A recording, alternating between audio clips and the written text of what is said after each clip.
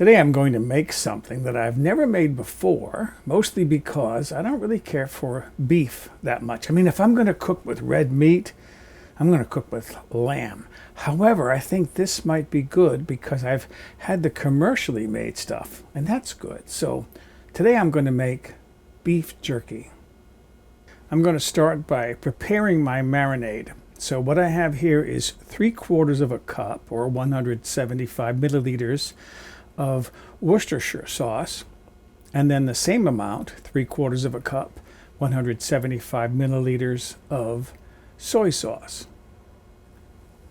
To this I'm going to add 2 teaspoons of freshly ground black pepper, and then 1 to 2 tablespoons, 1 to 2 tablespoons of smoked paprika. If you want to, you could use a liquid smoke for that, like Wright's liquid smoke.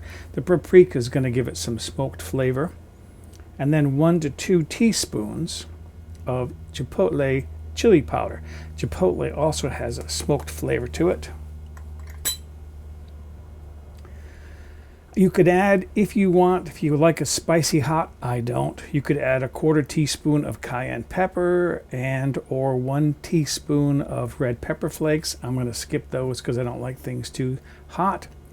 But I am going to add 1 teaspoon of garlic powder, and then 1 teaspoon of onion powder, and then finally 1 to 2 tablespoons of either honey or brown sugar. I've got brown sugar there. Then I'm going to whisk all this to mix it up, get it all blended, and then set this aside because I have to prepare the beef. Got a piece of beef here. Maybe you recognize this as tri-tip. I normally don't buy tri-tip, but it was on sale. $3.99 a pound, regularly $6.99 a pound. So I thought, why not try it? Why not work with it? You're going to need a really sharp knife to do this. You want to cut really thin pieces. These are kind of small right now because I'm cutting it from the end. I just put a new edge on this knife just for this task. Some people, if they have a local butcher who will do the cutting for them, the butcher will slice it for them. I don't have that benefit, but I do have very sharp knives because I keep them sharp. So that's what I want, a very thin piece of beef. All right, I'm going to slice all this up and then put it in the marinade. So there is all my sliced beef. I'm going to put that in the marinade, and then I'm doing it a little at a time to make sure those pieces are coated, because they'll stick together, and then where it's stuck together it might not get flavored. And then I'm transferring them to a Ziploc bag. I poured the last of the marinade into this bag, and if you're wondering how much beef I have here, it's just over 2.6 pounds, which is about 1.2 kilograms. All right, so there's the meat marinating. I'm going to let this marinate for maybe 3 hours. What I'm going to do is every half hour, so this will be in the refrigerator. Every half hour, I'll turn it over to redistribute that marinade to flavor that beef evenly. My beef has been in the refrigerator for 3 hours, marinating. As planned, every half an hour, I turn the bag over to flavor the meat evenly.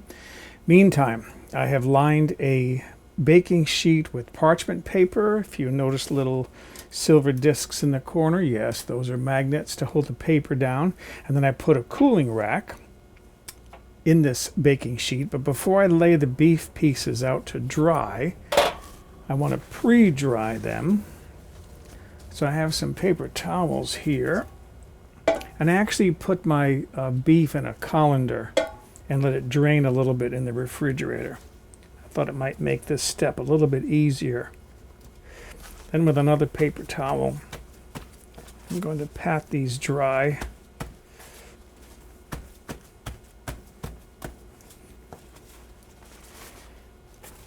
And then I can arrange them on my rack here to dry. You don't want them to be overlapping on top of each other. You want both sides exposed to the air. It's okay if they're touching each other a little bit. That's not going to cause a problem. And then a little trick worth trying. If you've got some of this, I've got some pork rub. This is Grill Mates. This is for grilling, for a little added flavor. And I'm going to just try it with a few of these. I'm going to put that on top and then press it in. And that'll give it a little bit more of a spicy flavor, and then I'll test them afterwards to see how they taste.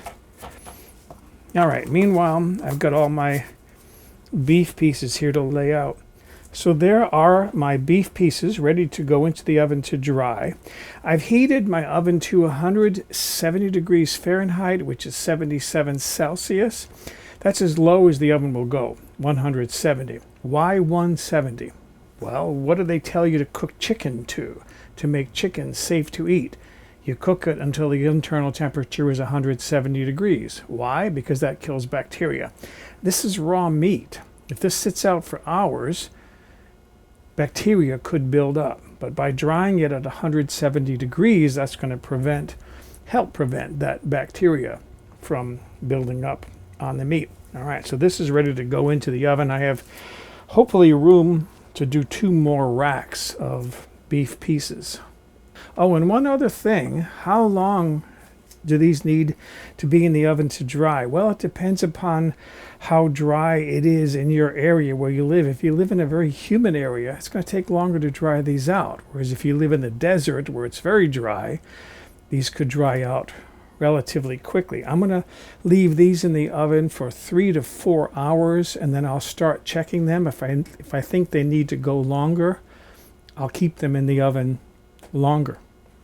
So here we are now, day 2. I'm doing this the following day because although the beef dried out in 4 hours in my oven, it was late last night, so I thought I'd save this for the following day. And I wanted to just take another moment to talk about drying time.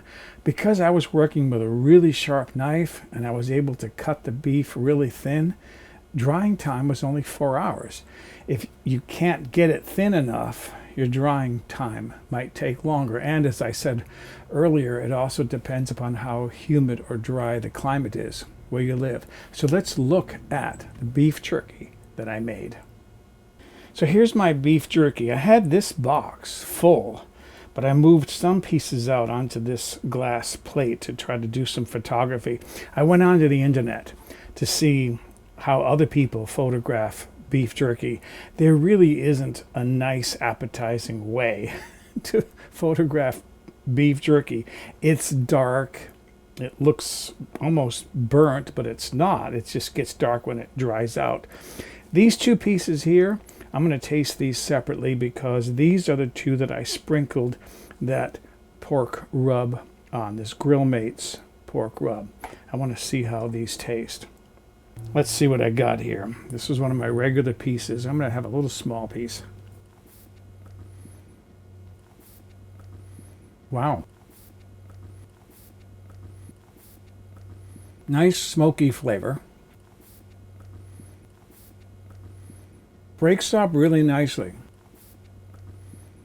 I was afraid it might be too chewy, but it's not. A bit of a spicy hot note. That's because I used that chili pepper. But not overly spicy, not hot. You could ramp that up quite a bit if you wanted a really hot, spicy flavor. Okay. Then how about these? This is with that extra Grill Mates flavoring on it.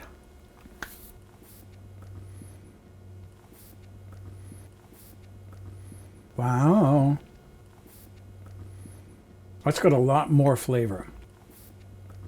I taste the smokiness, I taste the spiciness, but there must be some sugar in that because it's a little tiny bit sweet.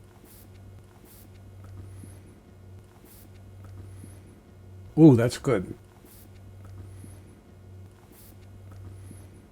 Yeah, I would say if you want a lot of flavor and you don't mind it tasting fully like beef jerky, try some rub. Try putting some rub on the pieces. So, okay, I've got a lot of beef jerky here and I don't eat beef. So what am I going to do? I'm going to start finding people I can give this away to. All right, thanks for watching.